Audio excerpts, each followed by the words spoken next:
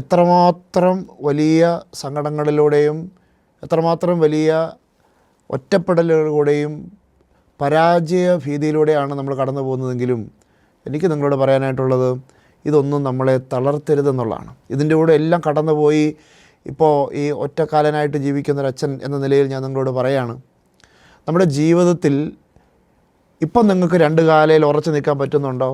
നിങ്ങൾക്ക് സന്തോഷിക്കാം. കാരണം രണ്ട് കാലമുണ്ട് നമുക്ക്.